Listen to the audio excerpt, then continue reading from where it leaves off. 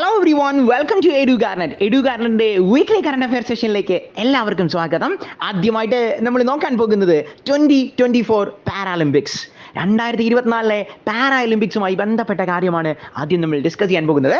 നമ്മൾക്കറിയാം ഇതിൻ്റെ വേദി എന്ന് പറയുന്നത് നമ്മളുടെ ഫ്രാൻസിൻ്റെ ക്യാപിറ്റലായ പാരീസിലായിരുന്നു. ഒളിമ്പിക്സിൻ്റെ വേദിയും ഫ്രാൻസിൻ്റെ ക്യാപിറ്റലായ പാരീസിൽ തന്നെയായിരുന്നു. ഇതിൻ്റെ ഭാഗ്യ ചിഹ്നം എന്ന് പറയുന്നത് പാരാലിമ്പിക് ഫിറ്റ് ആണ് എന്നുള്ള കാര്യം ഓർത്തു വെക്കുക. നമ്മളുടെ ഒളിമ്പിക്സിൻ്റെ ഭാഗ്യചിഹ്നം എന്ന് പറയുന്നത് ഒളിമ്പിക് ഫിർജ് ആയിരുന്നു എന്നുള്ള കാര്യം നോട്ട് ചെയ്ത് വെക്കുക. 2024 പാരാലിമ്പിക്സിൽ ഏറ്റവും കൂടുതൽ മെഡലുകൾ നേടി മെഡൽ ടേബിളിൽ 1-ാം സ്ഥാനം എത്തിയിരിക്കുന്നത് ഏഷ്യയിലെ തന്നെ രാജ്യമായ ചൈനയാണ് എന്നുള്ള കാര്യം ഓർത്തുകൊള്ളുക. നമുക്കറിയാം ചൈനയുടെ ക്യാപിറ്റൽ എന്ന് പറയുന്നത് ബെയ്ജിംഗ് ആണ്. സിറ്റി ഓഫ് സൈക്കിൾസ് എന്നറിയപ്പെടുന്ന സ്ഥലമാണ് ഈ ബെയ്ജിംഗ് എന്ന് പറയുന്നത്.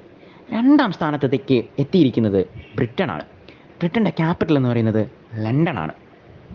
3-ാം സ്ഥാനം യുണൈറ്റഡ് സ്റ്റേറ്റ്സ് ഓഫ് അമേരിക്കയും അമേരിക്കയുടെ ക്യാപിറ്റൽ എന്ന് പറയുന്നത് വാഷിങ്ടണുമാണ്. എത്രാം സ്ഥാനമാണ് നമ്മളുടെ ഇന്ത്യക്കുള്ളത്? എക്സാമിനേഷന് ചോദിക്കുന്നത് ഇന്ത്യയുമായി ബന്ധപ്പെട്ടിട്ടുള്ള കാര്യമായിരിക്കും. ഇന്ത്യയുടെ സ്ഥാനം എന്ന് പറയുന്നത് 18-ാമത്തെ സ്ഥാനമാണ് എന്നുള്ള കാര്യം ഓർത്തു വെക്കുക. ഏറ്റവും കൂടുതൽ മെഡലുകൾ കിട്ടിയ ഒരു പാരാലിമ്പിക്സ് ആയിരുന്നു 2024 പാരീസ് പാരാലിമ്പിക്സ് എന്നുള്ള കാര്യം ഓർക്കുക. അതായത് ഇന്ത്യക്ക് ഏറ്റവും കൂടുതൽ മെഡലുകൾ കിട്ടിയത് ഈ വർഷമാണ്. മൊത്തം 29 മെഡലുകളാണ് ഇന്ത്യക്ക് കിട്ടിയത്. ഇതിൽ 7 സ്വർണവും ഉൾപ്പെടുന്നു എന്നുള്ള കാര്യം ഓർത്തുകൊള്ളുക. അപ്പോൾ 7 സ്വർണവുമായിട്ടാണ് നമ്മൾ ഈ 29 മെഡലുകൾ കരസ്ഥമാക്കിയിരിക്കുന്നത്. ഇനി നമുക്ക് നോക്കാനുള്ളത്, അതായത് ഈ പാരാലിമ്പിക്സ് നമ്മൾ പറഞ്ഞു 2024 പാരീസിൽ വെച്ച് നടന്നു എന്നുള്ളത്. ഇതിൽ ഉദ്ഘാടന ചടങ്ങിൽ ഇന്ത്യയുടെ പതാക വഹിച്ചത് ആരാണ് എന്നുള്ള കാര്യം കൂടി നമുക്ക് നോക്കാം. അതായത് ഉദ്ഘാടന ചടങ്ങുകളിൽ ഇന്ത്യക്ക് വേണ്ടി പതാക വഹിച്ചത് 2 പ്രധാനപ്പെട്ട വ്യക്തികളായിരുന്നു. ഒന്ന് നമ്മളുടെ ഭാഗ്യശ്രീ ജേതവും ഒന്ന് നമ്മളുടെ സുമിത് അൻശ്രിയുമാണ് എന്നുള്ള കാര്യം ഓർത്തുകൊള്ളുക. ഇതിൽ പ്രധാനമായിട്ടും നമ്മളുടെ ഭാഗ്യശ്രീ ജേതാവ് ഏത് ഐറ്റവുമായി ബന്ധപ്പെട്ടിരിക്കുന്നു എന്നുള്ള കാര്യം നമ്മളോട് ചോദിക്കും. നമ്മൾ നേരത്തെ പറഞ്ഞു, അതായത് സ്പോർട്സിൽ നിന്നുള്ള ചോദ്യം വരുന്നത് സ്പോർട്സിലെ പ്രധാനപ്പെട്ട വ്യക്തികളുടെ പേര് നൽകിയതിന് ശേഷം അവരുടെ ഇവൻറ്റുകൾ ഏതാണ് എന്നുള്ളതാണ് നമ്മളോട് ചോദിക്കുന്നത്. അപ്പോൾ ഭാഗ്യശ്രീ ജേതാവ് ഷോട്ട് പുട്ട് താരമാണ് എന്നുള്ള കാര്യം ഓർത്തുകൊള്ളുക. ഇനി നമ്മളുടെ സുമിത് ആൻഡിൽ എന്ന് പറയുന്നത് ഇന്ത്യയുടെ ജാവലിൻ ത്രോ പ്ലെയറാണ് എന്നുള്ള കാര്യവും ഓർത്തുകൊള്ളുക. ഇവരായിരുന്നു ഉദ്ഘാടന ചടങ്ങുകളിൽ ഇന്ത്യക്ക് വേണ്ടി പതാക ഏന്തിയത്. ഇനി സമാപന ചടങ്ങിൽ, അതായത് അവസാന സമയം നമ്മളുടെ ഇന്ത്യക്ക് വേണ്ടി പതാക ഏന്തിയതും 2 വ്യക്തികളായിരുന്നു. ഒന്ന് നമ്മളുടെ ഹർവിന്ദർ സിംഗ് ആണ്. ഹർവിന്ദർ സിംഗ് ആർച്ചറിയുമായി ബന്ധപ്പെട്ടിരിക്കുന്നു എന്നുള്ള കാര്യം നോട്ട് ചെയ്ത് വെക്കുക. മറ്റൊന്ന് പ്രീതി പാലാണ്. പ്രീതി പാൽ ഇന്ത്യയുടെ അത്ലറ്റിക് താരമാണ് എന്നുള്ള കാര്യവും നോട്ട് ചെയ്ത് വെക്കുക. അടുത്തതായിട്ട് നമ്മൾ നോക്കാൻ പോകുന്നത് ഒരു ഡോക്യുമെൻ്ററിയാണ്, last of the sea women. ആരാണ് ഈ ഡോക്യുമെൻ്ററി പ്രൊഡ്യൂസ് ചെയ്തത് എന്നുള്ള കാര്യം നമുക്ക് നോക്കാം. ഏറ്റവും പ്രായം കുറഞ്ഞ നോബൽ സമ്മാന ജേതാവ്, ഇന്ത്യയുടെ കൈലാസ് സത്യാർത്ഥിയുടെ കൂടെ നോബൽ സമ്മാനം പങ്കിട്ട പാകിസ്ഥാൻകാരിയായ വനിത. 17 വയസ്സുള്ളപ്പം 2014 സമാധാനത്തിന് നോബൽ സമ്മാനം നേടിയ മലാല യൂസഫ്സായിയെക്കുറിച്ചാണ് നമ്മൾ ഡിസ്കസ് ചെയ്യുന്നത്. മലാല യൂസഫ്സായി പ്രൊഡ്യൂസ് ചെയ്ത ഡോക്യുമെൻ്ററിയുടെ പേരാണ് last of the sea women. ഇതിൻ്റെ ഡയറക്ടർ എന്ന് പറയുന്നത് സു കിമാണ്. നമ്മൾ ഓൾറെഡി പറഞ്ഞു 2014 17 വയസ്സിൽ ഏറ്റവും പ്രായം കുറഞ്ഞ നോബൽ സമ്മാന ജേതാവ് എന്ന് പറയുന്ന ഖ്യാതി കിട്ടിയത് മലാല യൂസഫ്സായിക്കാണെന്നുള്ളത്. നമുക്ക് നോക്കാം എന്തൊക്കെയാണ് മലാല യൂസഫ്സായിൽ നിന്നും നോബൽ പ്രൈസിൽ നിന്നും വരുന്ന ചോദ്യങ്ങൾ എന്ന് പറയുന്നത്. നമ്മളുടെ മലാല ഡേ എന്ന് പറയുന്നത് ജൂലൈ 12-ാം തീയതിയാണ്.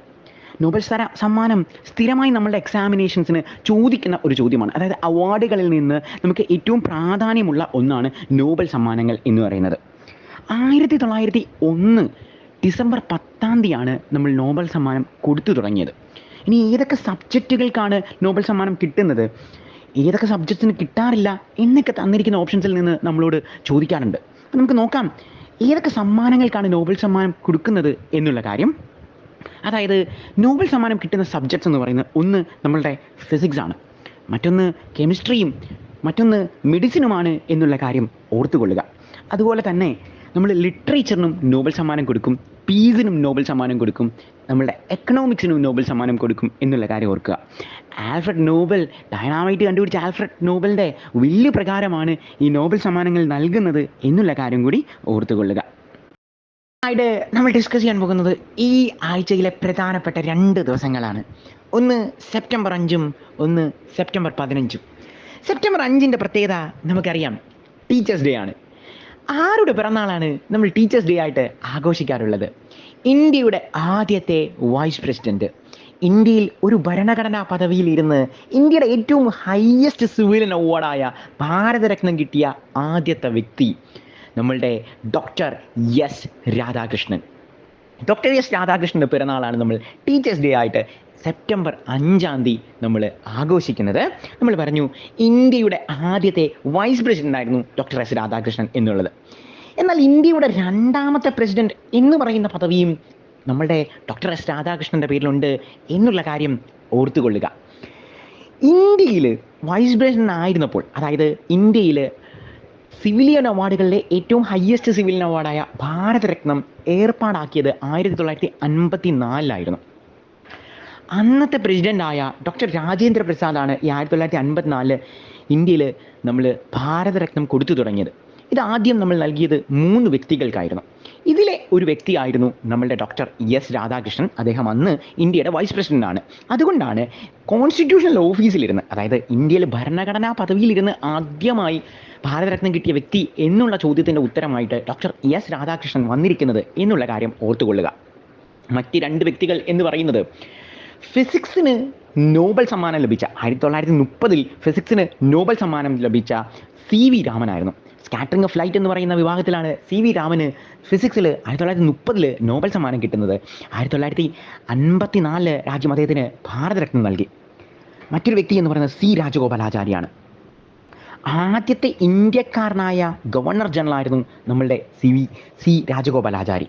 അവസാനത്തെ ഗവർണർ ജനറലും C രാജഗോപാലാചാരി തന്നെ ആയിരുന്നു എന്നുള്ള കാര്യം കൂടി നോട്ട് ചെയ്ത് വെക്കുക. ഇനി നമ്മൾ നോക്കാൻ പോകുന്നത് സെപ്റ്റംബർ 15 കുറിച്ചാണ്.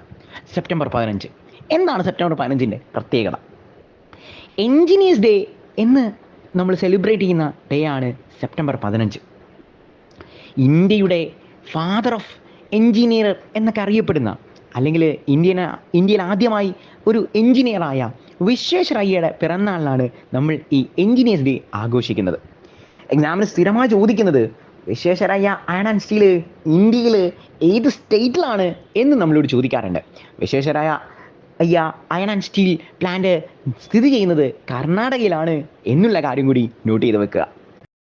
നമ്മൾ ഡിസ്കസ് ചെയ്യാൻ പോകുന്നത് നമ്മളുടെ ബാങ്കിങ് എക്സാമിനേഷന് ഏറ്റവും പ്രിയപ്പെട്ട ടൈം മാഗസിനുമായി ബന്ധപ്പെട്ടിട്ടുള്ള കറണ്ട് അഫയേഴ്സ് ആണ്. നമ്മുടെ എക്സാമിനുകൾക്ക് എല്ലായ്പ്പോഴും ചോദിക്കുന്ന ഒന്നാണ് ടൈം മാഗസിൻ്റെ പ്രധാനപ്പെട്ട ലിസ്റ്റുകളിൽ വന്നിരിക്കുന്ന വ്യക്തികളുമായി ബന്ധപ്പെട്ടിട്ടുള്ള കാര്യം. ഇത്തവണ നമ്മൾ ഡിസ്കസ് ചെയ്യുന്നത് ആർട്ടിഫിഷ്യൽ ഇൻ്റലിജൻസ് AI സ്വാധീനം നൽകിയ 100 വ്യക്തികളുടെ പേരിൽ ഇന്ത്യയിൽ നിന്ന് ഉൾപ്പെട്ട പ്രധാനപ്പെട്ട ഒരു വ്യക്തിയാണ്. ഇന്ത്യയിൽ നിന്ന് ഒരു സിനിമാ താരമായ അനിൽ കപൂറിനെ ഈ ടൈം മാഗസിൻ ഉൾപ്പെടുത്തി എന്നുള്ള കാര്യം നോട്ട് ചെയ്ത് വെക്കുക. മറ്റ് പ്രധാനപ്പെട്ട വ്യക്തികൾ എന്ന് പറയുന്നത് സുന്ദർ പിച്ചയും സത്യൻ നാദല്ലയും അശ്വനി വൈഷ്ണവും നന്ദൻ നിലേഗിനിയുമെല്ലാമാണ്. ആരെല്ലാമാണ് ഈ വ്യക്തിത്വങ്ങൾ എന്ന് നിങ്ങൾക്ക് ഓൾറെഡി അറിയാവുന്നതാണ്. അതായത് സുന്ദർ പിച്ചെ എന്ന് പറയുന്നത് നമ്മളുടെ ഗൂഗിളിൻ്റെ CEO ആണ്, ആൽഫബറ്റിൻ്റെ CEO ആണ് എന്നുള്ള കാര്യം ഓർത്തുകൊള്ളുക. ഇംഗ്ലീഷുമായി ബന്ധപ്പെട്ട് ആൽഫബറ്റ് ഒരു വളരെ പ്രധാനപ്പെട്ട വാക്കുകളാണ്. അതായത് ആൽഫബറ്റ്സ് എന്നൊക്കെ നമുക്ക് സാധാരണഗതിയിൽ ഇംഗ്ലീഷ് എക്സാമിനേഷൻസിന് തരാറുണ്ട്. അങ്ങനൊരു വേർഡ് ഇംഗ്ലീഷിലില്ല. അതായത് ആൽഫബറ്റ്സ് എന്ന് പറഞ്ഞൊരു വേർഡില്ല, ആൽഫബറ്റാണ് എന്നുള്ള കാര്യം ഓർത്തുകൊള്ളുക. അതുപോലെ നമ്മളുടെ സത്യനാദല്ലയുടെ പ്രത്യേകത എന്ന് പറയുന്നത് നമ്മളുടെ മൈക്രോസോഫ്റ്റ് CEO ആണ് സത്യനാദല്ല എന്നുള്ള കാര്യം ഓർത്തുകൊള്ളുക. അശ്വനി വൈഷ്ണവ് ഇന്ത്യയുടെ ഏറ്റവും പ്രധാനപ്പെട്ട ക്യാബിനറ്റ് മിനിസ്റ്ററാണ്. സ്ഥിരമായി എക്സാമുകൾക്ക് കണ്ടുവരുന്ന ഒരു വ്യക്തിയാണ്. ഇന്ത്യയുടെ റെയിൽവേ മിനിസ്റ്ററാണ്, ഇന്ത്യയുടെ കമ്മ്യൂണിക്കേഷൻ മിനിസ്റ്ററാണ് അശ്വനി വൈഷ്ണവ് എന്നുള്ള കാര്യം കൂടി നോട്ട് ചെയ്ത് വെക്കുക. നന്ദൻ നിലേഗിനി എന്ന് പറയുന്നത് നമ്മൾ ഇൻഫോസിസിൻ്റെ ഫൗണ്ടറാണ് എന്നുള്ള കാര്യം കൂടി നോട്ട് ചെയ്ത് വെക്കുക. അതുപോലെ നമ്മൾ പ്രധാനമായിട്ടും AI ബന്ധപ്പെട്ട കാര്യങ്ങൾ ശ്രദ്ധിക്കുമ്പോൾ നമ്മൾ നോക്കേണ്ട ഒരു കാര്യമാണ്. അതായത് നമ്മൾ പറഞ്ഞു ആർട്ടിഫിഷ്യൽ ഇൻ്റലിജൻസ് കാലഘട്ടത്തിലാണ് നമ്മൾ ജീവിക്കുന്നത്. അപ്പോൾ ഇന്ത്യയിൽ AI സിറ്റി സ്ഥാപിക്കുന്നത് എവിടെയാണ് എന്നുള്ള കാര്യം നമ്മളോട് ചോദിക്കും. നമുക്കറിയാം നമ്മളുടെ സിറ്റി ഓഫ് പേൾ എന്നറിയപ്പെടുന്ന തെലങ്കാനയുടെ ക്യാപിറ്റൽ എന്നൊക്കെ വിശേഷണം ഉള്ള, അല്ലെങ്കിൽ ഇന്ത്യയിലെ ട്വിൻ സിറ്റികൾ എന്നറിയപ്പെടുന്ന ഹൈദരാബാദാണ് നമ്മളുടെ ഇന്ത്യയിലെ AICT എന്നുള്ള ഈ ഖ്യാതി കിട്ടിയിരിക്കുന്നത്. ഇന്ത്യയിൽ വരാൻ പോകുന്ന AICT സ്ഥാപിക്കുന്നത് ഹൈദരാബാദിലാണ് എന്നുള്ള കാര്യം ഓർത്ത് വെക്കുക. അതുപോലെ തന്നെ പ്രധാനമായിട്ടും നമ്മൾ നോക്കാൻ പോകുന്നത്, അതായത് 2024 ഗ്ലോബൽ AI ഉച്ചകോടി നടക്കാൻ പോകുന്നത് എവിടെയാണ് എന്ന് ചോദിച്ചാൽ അതും നമ്മളുടെ ഈ ഹൈദരാബാദിൽ തന്നെയാണ് എന്നുള്ള കാര്യം ഓർത്തുകൊള്ളുക. നമ്മൾ പറഞ്ഞു ഇന്ത്യയിലെ ട്വിൻ സിറ്റികൾ എന്നറിയപ്പെടുന്ന 2 സിറ്റികളാണ്. അതിൽ ഒരു സിറ്റിയാണ് നമ്മൾ ഡിസ്കസ് ചെയ്ത ഹൈദരാബാദ്, മറ്റൊരു സിറ്റി എന്ന് പറയുന്നത് സെക്കന്ദ്രാബാദാണ് എന്നുള്ള കാര്യം കൂടി നോട്ട് ചെയ്ത് വെക്കുക. നമ്മൾ ഡിസ്കസ് ചെയ്യുന്നത് റാങ്കിങ് ആൻഡ് ഇൻഡെക്സ് എന്നീ വിഭാഗത്തിൽ നിന്നുള്ള ഒരു കറണ്ട് അഫെയർ ആണ്.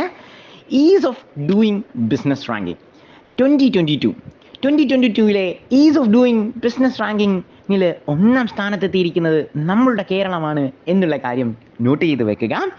ഈ സമ്മാനം നമുക്ക് നൽകിയിരിക്കുന്നത് ഇന്ത്യയുടെ കൊമേഴ്സ് ടെക്സ്റ്റൈൽ മിനിസ്റ്ററായ പീയൂഷ് ഗോയലാണ് എന്നുള്ള കാര്യം കൂടി നോട്ട് ചെയ്ത് വെക്കുക. അടുത്തതായിട്ട് നമ്മളൊരു ഇൻ്റർനാഷണൽ കറണ്ട് അഫെയർ ആണ് നോക്കുന്നത്. സിംഗപ്പൂർ എന്ന് പറയുന്ന രാജ്യവുമായി ബന്ധപ്പെട്ടിട്ടുള്ള ഒന്നാണ്. നമ്മളുടെ തിരുവള്ളൂരിൻ്റെ സാംസ്കാരിക കേന്ദ്രം സ്ഥാപിക്കാൻ തീരുമാനിച്ച രാജ്യമാണ് സിംഗപ്പൂർ എന്നുള്ള കാര്യം ഓർത്തുകൊള്ളുക. നമുക്കറിയാം നമ്മളുടെ ഇന്ത്യയുടെ പ്രധാനമന്ത്രിയായ നരേന്ദ്ര ദാമോദർ ദാസ് മോദി ഇപ്പോൾ സിംഗപ്പൂർ വിസിറ്റിലാണ്. ആ സമയത്താണ് സിംഗപ്പൂർ ഇത് തീരുമാനിച്ചിരിക്കുന്നത്. സിംഗപ്പൂരിൻ്റെ പ്രധാനമന്ത്രി എന്ന് പറയുന്നത് ലോറൻസ് വോങ് ആണ് എന്നുള്ള കാര്യം ഓർത്തുകൊള്ളുക. സിംഗപ്പൂരിൻ്റെ കറൻസി എന്ന് പറയുന്നത് സിംഗപ്പൂർ ഡോളറാണ്. സിംഗപ്പൂരിൻ്റെ ക്യാപിറ്റൽ എന്ന് പറയുന്നത് സിംഗപ്പൂർ തന്നെയാണ് എന്നുള്ള കാര്യം ഓർത്തുകൊള്ളുക. ഇതുപോലെ ലോകത്ത് മറ്റ് രാജ്യങ്ങൾക്കുമുണ്ട്. അതായത് ആ രാജ്യത്തിൻ്റെ പേര് തന്നെ അതിൻ്റെ ക്യാപിറ്റലായിട്ട് വരാറുണ്ട്. ഇത് എക്സാമുകൾക്ക് നമ്മളോട് ചോദിക്കാറുണ്ട്. മറ്റ് രാജ്യങ്ങൾ ഏതൊക്കെയാണ് എന്നുള്ള കാര്യം കൂടി നമുക്ക് നോക്കാം. നമ്മൾ ഓൾറെഡി ഡിസ്കസ് ചെയ്തു, സിംഗപ്പൂരിൻ്റെ ക്യാപിറ്റൽ സിംഗപ്പൂർ തന്നെയാണ്. അതുപോലെ മെക്സിക്കോയുടെ ക്യാപിറ്റലും മെക്സിക്കോ തന്നെയാണ്. കുവൈറ്റിൻ്റെ ക്യാപിറ്റലും കുവൈറ്റ് തന്നെയാണ്. ഈ അടുത്ത് ഒരു എക്സാമിന് വന്ന ഒരു ചോദ്യമാണ്, തന്നിരിക്കുന്ന രാജ്യങ്ങളിൽ ആരുടെ ക്യാപിറ്റലാണ് അതേ രാജ്യത്തിൻ്റെ പേര് തന്നെ വരുന്നത് എന്ന് ചോദിച്ചിട്ട് ഓപ്ഷനുകളിൽ നമുക്ക് ഉണ്ടായിരുന്ന രാജ്യങ്ങളായിരുന്നു കുവൈറ്റ്, സിംഗപ്പൂർ, മെക്സിക്കോ. 4ാമത്തെ ഓപ്ഷനായിട്ട് അവർ തന്നിരിക്കുന്നത് ഓൾ ഓഫ് ദ എബവ് ആണ് എന്നുള്ള കാര്യമായിരുന്നു. അപ്പോൾ അതിൻ്റെ ഉത്തരം എന്ന് പറയുന്നത് ഓൾ ഓഫ് ദ എബവ് ആണ് എന്നുള്ള കാര്യം കൂടി ഓർത്തുകൊള്ളുക.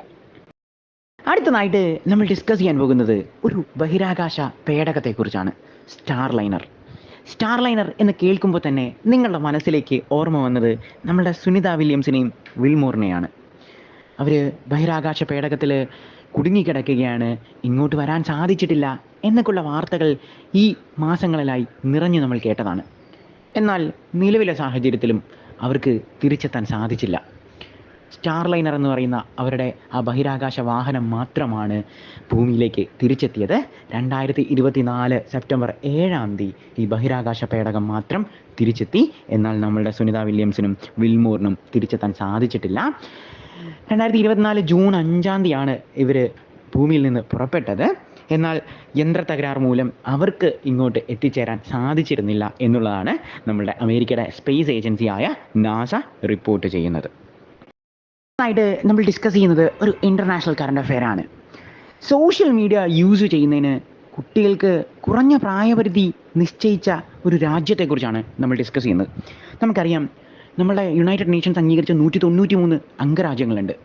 ഈ അംഗരാജ്യങ്ങളുടെ എല്ലാം ക്യാപിറ്റലുകളും കറൻസികളും നമ്മൾ പഠിച്ചു വെക്കുക എന്നുള്ളതാണ് ഒരു കോമ്പറ്റേറ്റീവ് എക്സാമിനേഷന് നമ്മൾ കൊടുക്കേണ്ട ഫോക്കസ്.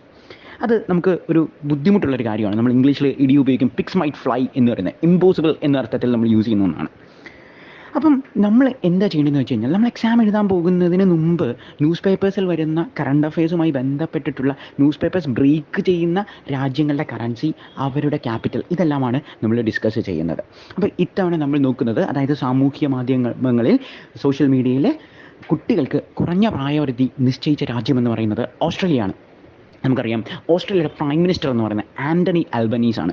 ഈ ആൻ്റണി അൽബനീസ് ആണ് ഈ തീരുമാനം എടുത്തിരിക്കുന്നത്. ഓസ്ട്രേലിയയുടെ ക്യാപിറ്റൽ എന്ന് പറയുന്നത് കാൻബറയാണ്. ഓസ്ട്രേലിയയുടെ കറൻസി എന്ന് പറയുന്നത് ഓസ്ട്രേലിയൻ ഡോളറാണ് എന്നുള്ള കാര്യം കൂടി നോട്ട് ചെയ്ത് വെക്കുക. അടുത്തതായിട്ട് നമ്മൾ ഡിസ്കസ് ചെയ്യാൻ പോകുന്ന ഒരു ഇൻഷുറൻസ് പോളിസിയെക്കുറിച്ചാണ്. എന്തുകൊണ്ടാണ് ഈ ഇൻഷുറൻസ് പോളിസി നമുക്ക് ഇത്ര പ്രാധാന്യം വന്നത്? അതായത് ഇന്ത്യയിൽ ആദ്യമായിട്ട് ബ്രെയിലി ലിപിയിൽ ഒരു ഇൻഷുറൻസ് പോളിസി പുറത്തിറക്കി. ഏത് കമ്പനിയാണ് ഈ ഇൻഷുറൻസ് പോളിസി പുറത്തിറക്കിയത് എന്നാണ് എക്സാമിന് ചോദിക്കാൻ സാധ്യതയുള്ളത്. സ്റ്റാർ ഹെൽത്ത് ആണ് എന്നുള്ള കാര്യം ഓർത്തുകൊള്ളുക. സ്പെഷ്യൽ കെയർ ഗോൾഡ് എന്ന പേരിലാണ് നമ്മളുടെ സ്റ്റാർ ഹെൽത്ത് ഇന്ത്യയിൽ ആദ്യമായിട്ട് ബ്രെയിലി ലിപിയിൽ ഈ ഇൻഷുറൻസ് പോളിസി പുറത്തിറക്കിയത്. നമുക്കറിയാം നമ്മൾ കാഴ്ച പരിമിതിയുള്ള വ്യക്തികൾക്ക് വായിക്കാൻ സഹായിക്കുന്ന ലിപിയാണ് ഈ ബ്രെയിലി ലിപി എന്നുള്ള കാര്യം നോട്ട് ചെയ്ത് വെക്കുക. അടുത്തായിട്ട് നമ്മൾ ഡിസ്കസ് ചെയ്യാൻ പോകുന്നത് ഒരു അപ്പോയിൻമെൻ്റ് ആണ്. നമ്മളുടെ ഫിനാൻസ് സെക്രട്ടറി ആയിട്ട് തുഹിൻ കാന്ത പാണ്ഡെയെ നമ്മൾ അപ്പോയിൻറ്റ് ചെയ്തു എന്നുള്ള കാര്യമാണ് നമ്മൾ ഡിസ്കസ് ചെയ്യുന്നത്. നമുക്കറിയാം, നമ്മളുടെ ബാങ്കിങ് റിലേറ്റഡ് ആയിട്ട് ഫിനാൻസുമായി ബന്ധപ്പെട്ട് നമ്മൾ ഫിനാൻസ് സെക്രട്ടറിമാരെ കുറിച്ച് ഡിസ്കസ് ചെയ്യാറുള്ളതാണ്. റിസർവ് ബാങ്ക് ഓഫ് ഇന്ത്യയുമായി ബന്ധപ്പെട്ട് നമ്മൾ കഴിഞ്ഞ സെഷനിൽ ഡിസ്കസ് ചെയ്തപ്പോൾ ഇന്ത്യയിലെ കറൻസികളിൽ 1 രൂപ നോട്ടുകളിൽ മാത്രം സൈൻ ചെയ്യുന്ന വ്യക്തി എന്നുള്ള പ്രാധാന്യം ഫിനാൻസ് സെക്രട്ടറിക്ക് നമ്മൾ നൽകിയിട്ടുണ്ടായിരുന്നു. അതായത് നമ്മളുടെ ബാക്കിയുള്ള എല്ലാ കറൻസികളിലും സൈൻ ചെയ്യുന്ന റിസർവ് ബാങ്ക് ഓഫ് ഇന്ത്യയുടെ ഗവർണറും 1 രൂപ നോട്ടിൽ മാത്രം നമ്മൾ സൈൻ ചെയ്യുന്നത് ഫിനാൻസ് സെക്രട്ടറി ഓഫ് ഇന്ത്യ ആണ് എന്നുള്ള കാര്യം നമ്മൾ പറഞ്ഞിരുന്നു. അപ്പോൾ അതുകൂടി ഈ തുഹിൻ കാന്തയുടെ കൂടെ നിങ്ങൾ ഓർത്തു വെക്കുക. ഇന്ത്യയുടെ ഇപ്പോഴത്തെ ഫിനാൻസ് സെക്രട്ടറി എന്ന് പറയുന്നത് തുഹിൻ കാന്ത പാണ്ഡെ ആണ് എന്നുള്ള കാര്യം നോട്ട് ചെയ്ത് വെക്കുക. അതുപോലെ തന്നെ നമ്മളുടെ ഫിനാൻസ് മിനിസ്റ്റർ എന്ന് പറയുന്നത് നിർമ്മല സീതാരാമനാണ്. ഇന്ത്യയുടെ ഫിനാൻസ് മിനിസ്റ്റർ തന്നെയായിരിക്കും എല്ലായ്പ്പോഴും GST കൗൺസിലിൻ്റെ ചെയർമാൻ പദവി അലങ്കരിക്കുന്നത് എന്നുള്ള കാര്യം കൂടി ഓർത്തുകൊള്ളുക. അപ്പോൾ നിലവിലെ സാഹചര്യത്തിൽ GST കൗൺസിലിൻ്റെ ചെയർമാൻ എന്ന് പറയുന്നത് നമ്മളുടെ നിർമ്മല സീതാരാമനാണ് എന്നുള്ള കാര്യം കൂടി നോട്ട് ചെയ്ത് വെക്കുക. നമ്മൾ ഡിസ്കസ് ചെയ്യാൻ പോകുന്നത് ബുക്സ് ആൻഡ് ഓതേഴ്സ് എന്ന് പറയുന്ന വിഭാഗത്തിൽ നിന്നുള്ള ഒരു കറണ്ട് അഫയേഴ്സ് ആണ്. 5 decades ഇൻ പൊളിറ്റിക്സ്. ഇന്ത്യയുടെ മുൻ ആഭ്യന്തരമന്ത്രിയായ ഹോം അഫയേഴ്സ് മിനിസ്റ്ററായ സുശീൽ കുമാർ ഷിൻഡെയുടെ ഓട്ടോബയോഗ്രഫിയാണ് 5 decades ഇൻ പൊളിറ്റിക്സ് എന്ന് പറയുന്നത്. നിലവിലെ സാഹചര്യത്തിൽ ഇന്ത്യയുടെ ഹോം അഫയേഴ്സ് മിനിസ്റ്റർ എന്ന് പറയുന്നത് അമിത്ഷായാണ്. ഇന്ത്യയുടെ ആദ്യത്തെ ഹോം അഫയേഴ്സ് മിനിസ്റ്റർ എന്ന് പറയുന്നത് ഇന്ത്യയുടെ ആദ്യത്തെ ഡെപ്യൂട്ടി പ്രൈം മിനിസ്റ്ററായ, ഇന്ത്യയുടെ ബിസ്മാർക്ക് എന്നറിയപ്പെടുന്ന, ഇന്ത്യയുടെ അയൺമാൻ എന്നറിയപ്പെടുന്ന നമ്മളുടെ സർദാർ വല്ലഭായ് പട്ടേലാണ്. സർദാർ വല്ലഭായ് പട്ടേലിൻ്റെ മറ്റു പ്രത്യേകതകൾ എന്ന് പറയുന്നത് ഇന്ത്യയുടെ ഫണ്ടമെൻ്റൽ റൈറ്റ്സിൻ്റെ ആർക്കിടെക്ട് എന്നറിയപ്പെടുന്നതും സർദാർ വല്ലഭായ് പട്ടേൽ തന്നെയാണ്. ലോകത്തിലെ ഏറ്റവും വലിയ പ്രതിമയായ സ്റ്റാച്യു ഓഫ് യൂണിറ്റി എന്ന് പറയുന്നത് സർദാർ വല്ലഭായ് പട്ടേലിൻ്റെ പേരിലാണ് എന്നുള്ള കാര്യം കൂടി ഓർത്തുകൊള്ളുക. ഇന്ത്യയിൽ ഒക്ടോബർ 31 നാഷണൽ യൂണിറ്റി ഡേ ആയിട്ട് നമ്മൾ ആഘോഷിക്കാറുണ്ട്. ഇതും സർദാർ വല്ലഭായ് പട്ടേലിൻ്റെ പിറന്നാളിനാണ് നമ്മളിത് ആഘോഷിക്കുന്നത് എന്നുള്ള കാര്യം കൂടി ഓർത്തുകൊള്ളുക. ഒക്ടോബർ 31 നമുക്ക് മറ്റൊരു പ്രത്യേകത കൂടിയുണ്ട്. ഇന്ത്യയുടെ അയൺ ലേഡി എന്നറിയപ്പെടുന്ന, ഇന്ത്യയിൽ ഭാരതരത്നം കിട്ടിയ ആദ്യത്തെ വനിത എന്ന് വിശേഷണമുള്ള, നമ്മളെ ബാങ്കുകളൊക്കെ നാഷണലൈസ് ചെയ്ത ഇന്ദിരാഗാന്ധി മരിച്ച ദിവസം കൂടിയാണ് ഒക്ടോബർ 31 എന്നുള്ള കാര്യം കൂടി ഓർത്തു വെക്കുക. നമ്മൾ ഡിസ്കസ് ചെയ്യുന്നത് ബഹിരാകാശത്തെത്തുന്ന ഏറ്റവും പ്രായം കുറഞ്ഞ വനിതയാണ്. ബഹിരാകാശത്ത് എത്തുന്ന ഏറ്റവും പ്രായം കുറഞ്ഞ വനിത കാഴ്സൺ കിച്ചൺ ആണ്. നമ്മുടെ ആമസോണിൻ്റെ സ്ഥാപകനായ ജെഫ് ബെസോസിൻ്റെ കമ്പനിയാണ് കാഴ്സൺ കിച്ചണെ ബഹിരാകാശത്ത് എത്തിക്കുന്നത്. 21 വയസ്സിലാണ് നമ്മളുടെ കാഴ്സൺ ഈ ബഹിരാകാശത്ത് എത്തിയിരിക്കുന്നത്. നമ്മളുടെ ബഹിരാകാശത്ത് എത്തുന്ന ആദ്യത്തെ മനുഷ്യൻ എന്ന് പറയുന്നത് യൂറി ഗഗാറിനാണ്. എന്നാൽ അതിനേക്കാൾ മുൻപ് നമ്മളുടെ ബഹിരാകാശത്ത് ഒരു നായ്ക്കുട്ടി എത്തിയിരുന്നു. അതിൻ്റെ പേര് എന്ന് പറയുന്നത് ലൈക്കയാണ് എന്നുള്ള കാര്യം കൂടി നോട്ട് ചെയ്ത് വെക്കുക.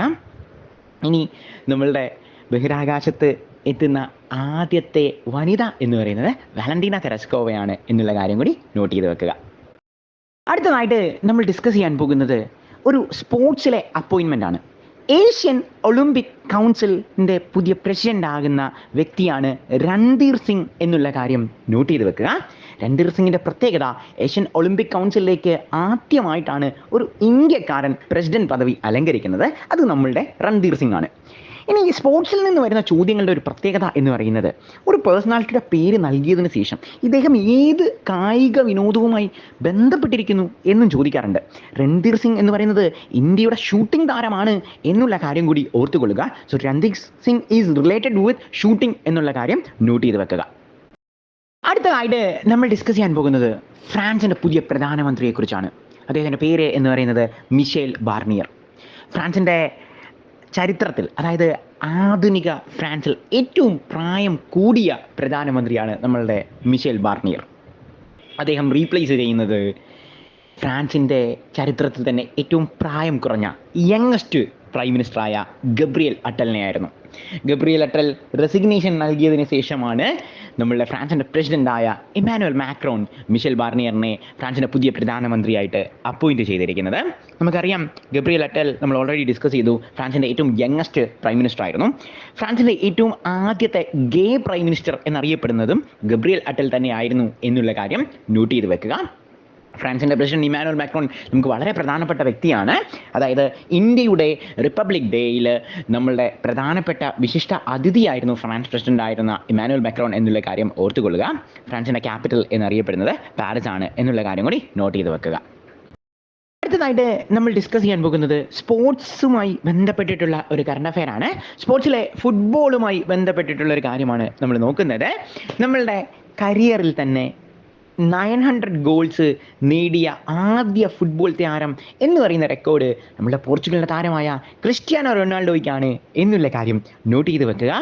നമുക്ക് എക്സാമിനേഷൻസിന് കപ്പുകളിൽ നിന്ന് ചോദ്യങ്ങൾ വരാറുണ്ട്. അതായത് ഒരു കപ്പിൻ്റെ പേര് നൽകിയതിന് ശേഷം അത് ഏത് മത്സരവുമായി ബന്ധപ്പെട്ടിരിക്കുന്നു എന്നുള്ള കാര്യമാണ് നമ്മളോട് ചോദിക്കാറുള്ളത്. അപ്പോൾ ഇത്തവണ നമ്മൾ നോക്കുന്നത് ഫുട്ബോളുമായി ബന്ധപ്പെട്ട് എക്സാംസിന് സ്ഥിരമായി വരുന്ന കപ്പുകളാണ്. കലിംഗ കപ്പ് ഫുട്ബോളുമായി ബന്ധപ്പെട്ട ഒരു പ്രധാനപ്പെട്ട കപ്പാണ് Kalinga cup. Santosh trophy, Ashutosh Mukherjee trophy, Rovers cup, Durand cup എന്നൊക്കെ ഉള്ളത് എക്സാമിന് സ്ഥിരമായി വരുന്നതാണ്. ഇതെല്ലാം ഫുട്ബോളുമായി ബന്ധപ്പെട്ട കപ്പുകളാണ് എന്നുള്ള കാര്യം കൂടി ഓർത്തു വെക്കുക. ഇതായിട്ട് നമ്മൾ ഡിസ്കസ് ചെയ്യാൻ പോകുന്നത് ഒരു പേര് മാറ്റത്തെക്കുറിച്ചാണ്. നമ്മൾക്കറിയാം ഇന്ത്യയിലെ യൂണിയൻ ടെറിട്ടറിയാണ് ആൻഡമാൻ നിക്കോബാർ ഐലൻഡ്സ് എന്ന് പറയുന്നത്. ഇന്ത്യയിൽ 28 സ്റ്റേറ്റുകളും 8 യൂണിയൻ ടെറിട്ടറിയും ഉള്ളതിൽ ഏറ്റവും പ്രധാനപ്പെട്ട ഒരു യൂണിയൻ ടെറിട്ടറിയാണ് ആൻഡമാൻ നിക്കോബാർ ഐലൻഡ്സ്. ആൻഡമാൻ നിക്കോബാർ ഐലൻഡ്സിൻ്റെ ക്യാപിറ്റൽ എന്ന് പറയുന്നത് പോർട്ട് ബ്ലെയർ ആയിരുന്നു. ഈ പോർട്ട് ബ്ലെയറിൻ്റെ പേരാണ് നമ്മുടെ സെൻട്രൽ ഗവൺമെൻറ് മാറ്റിയിരിക്കുന്നത്. പോർട്ട് ബ്ലെയറിൻ്റെ പുതിയ പേര് എന്ന് പറയുന്നത് വിജയപുരം ആണ് എന്നുള്ള കാര്യം ഓർത്തുകൊള്ളുക. ഈ ഡിക്ലറേഷൻ നടത്തിയത് ഇന്ത്യയുടെ ഹോം അഫയേഴ്സ് മിനിസ്റ്ററായ അമിത്ഷായാണ് എന്നുള്ള കാര്യം കൂടി ഓർത്തുകൊള്ളുക. ആൻഡമാൻ നിക്കോബാർ ഐലൻഡ്സിൻ്റെ ക്യാപിറ്റലായിരുന്ന പോർട്ട് ബ്ലെയറിൽ ഒരു പ്രധാനപ്പെട്ട എയർപോർട്ട് ഉണ്ടായിരുന്നു. എക്സാമിനേഷന് എയർപോർട്ടിൽ നിന്നുള്ള ചോദ്യങ്ങൾ വരുമ്പോൾ, അതായത് ഒരു എയർപോർട്ടിൻ്റെ പേര് നൽകിയതിന് ശേഷം അത് ഇന്ത്യയിൽ എവിടെയാണ് എന്നാണ് നമ്മളോട് ചോദിക്കാറുള്ളത്. അപ്പം ആൻഡമാൻ്റെ ക്യാപിറ്റലായ വിജയപുരം എന്ന് പറയുന്ന പണ്ടത്തെ നമ്മളുടെ പോർട്ട് ബ്ലെയറിൻ്റെ അവിടുത്തെ എയർപോർട്ടിൻ്റെ പേര് എന്ന് പറയുന്നത് വീർ സവർക്കർ എയർപോർട്ടാണ് എന്നുള്ള കാര്യം ഓർത്തുകൊള്ളുക. VD സവർക്കർ എന്നറിയപ്പെടുന്ന സ്വാതന്ത്ര്യ സമര സേനാനിയാണ് നമ്മളുടെ വീർ സവർക്കർ എന്നുള്ള കാര്യം കൂടി ഓർത്തുകൊള്ളുക. അപ്പോൾ വീർ സവർക്കറിൻ്റെ പേരിലുള്ള എയർപോർട്ട് സ്ഥിതി ചെയ്യുന്നത് ഇന്ത്യയിലെ ആൻഡമാൻ്റെ ക്യാപിറ്റലായ വിജയപുരമിലാണ് എന്നുള്ള കാര്യം കൂടി നോട്ട് ചെയ്ത് വെക്കുക. ഇതായിട്ട് നമ്മൾ ഡിസ്കസ് ചെയ്യുന്നത് ഒരു ബാങ്കിങ് കറണ്ട് അഫയേഴ്സ് ആണ്. നമ്മളുടെ യൂണിയൻ ബാങ്ക് ഓഫ് ഇന്ത്യ PCAF-ൽ ജോയിൻ ചെയ്ത ആദ്യത്തെ മേജർ ബാങ്ക് എന്ന് പറയുന്ന ഖ്യാതി കിട്ടിയിരിക്കുന്നത് നമ്മളുടെ യൂണിയൻ ബാങ്ക് ഓഫ് ഇന്ത്യക്കാണ്. PCAF എന്ന് പറഞ്ഞാൽ partnership for carbon accounting financials ആണ്. നമ്മളുടെ ക്ലൈമറ്റ് റിസ്ക്കുമായി ബന്ധപ്പെട്ടിട്ട് നമ്മളുടെ RBI ഒരു ഗൈഡ് ലൈൻ നൽകിയിരുന്നു.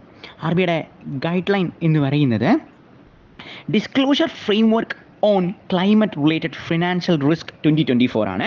ഇത് റിഫ്ലക്റ്റ് ചെയ്തുകൊണ്ടാണ് നമ്മളുടെ ബാങ്ക് ഈ പാർട്ട്ണർഷിപ്പ് ഫോർ കാർബൺ അക്കൗണ്ടിങ് ഫിനാൻഷ്യൽസിൽ ജോയിൻ ചെയ്തിരിക്കുന്നത്. അങ്ങനെ ആണ് നമ്മളുടെ യൂണിയൻ ബാങ്ക് ഓഫ് ഇന്ത്യ ആദ്യത്തെ മേജർ ബാങ്ക് ആയത് PCAF-ൽ ജോയിൻ ചെയ്തത്. നമുക്കറിയാം നമ്മൾ യൂണിയൻ ബാങ്ക് ഓഫ് ഇന്ത്യയുടെ CEO എന്ന് പറയുന്നത് മണിമേഖലയാണ്. യൂണിയൻ ബാങ്കിൻ്റെ ഹെഡ്ക്വാർട്ടേഴ്സ് സ്ഥിതി ചെയ്യുന്നത് ഇന്ത്യയുടെ ഫിനാൻഷ്യൽ ക്യാപിറ്റലായ മുംബൈയിലാണ് എന്നുള്ള കാര്യം കൂടി ഓർത്തുകൊള്ളുക. ആയിട്ട് നമ്മൾ ഡിസ്കസ് ചെയ്യാൻ പോകുന്നത് ഒരു അവാർഡുമായി ബന്ധപ്പെട്ടിട്ടുള്ള കറണ്ട് അഫെയർ ആണ്.